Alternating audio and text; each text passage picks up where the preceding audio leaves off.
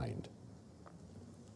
And right here, right now, we're taking another step forward.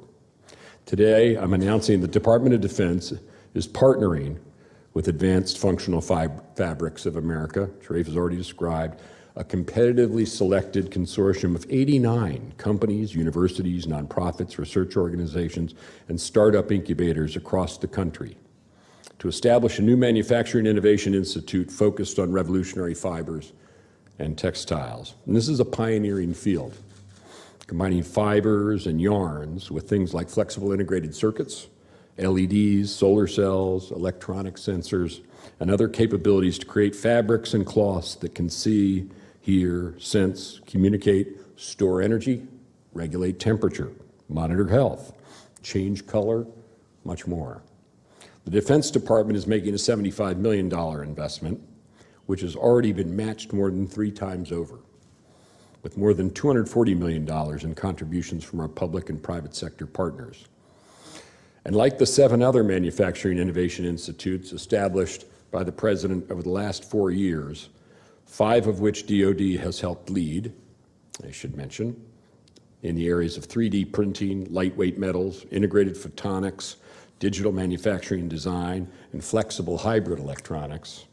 This will ensure that the innovations needed to develop, manufacture, and commercialize these cutting-edge materials will happen right here in America. The President takes a personal interest in these institutes, I should tell you, asks about them. I've spoken with him about them a number of times, and so I know how important it is to him that America keeps leading in manufacturing innovation and continues to bring great manufacturing jobs back home. Because a strong U.S. economy, I know, is the bedrock of American security.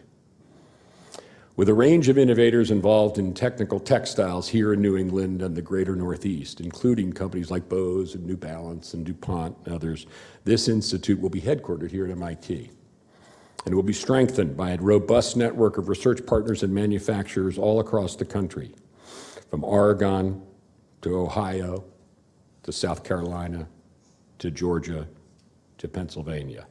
Revolutionary fibers and textiles have enormous potential for our defense mission. For example, lightweight sensors woven into the nylon of parachutes will be able to catch small tears that might otherwise expand in midair, risking paratroopers' lives. Uniforms with electronics embedded in their fibers will be able to detect potential chemical and radiological agents. Help power the various network devices that our troops carry into the field, and know when a wounded service member might need an antibacterial bandage.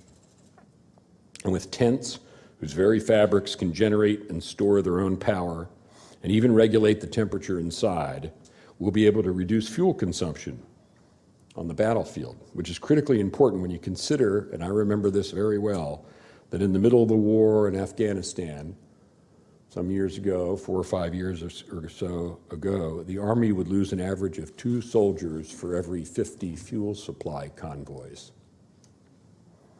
The reality is that as I stand here, we don't know all the advances this new technology is going to make possible. That's the remarkable thing about innovation. And it's another reason why America's military must get there first. The commercial applications of technical textiles will be just as transformative, if not more so, given the drive toward wearables and the Internet of Things.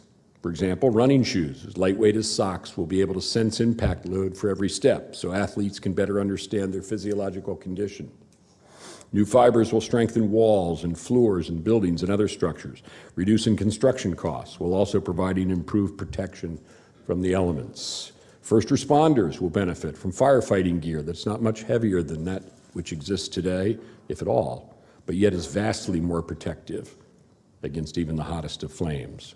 And instead of tracking physical performance with straps on our wrist, we'll have the same capability embedded in our clothing, thanks to washable, featherweight sensors, providing an even clearer picture of our health and fitness.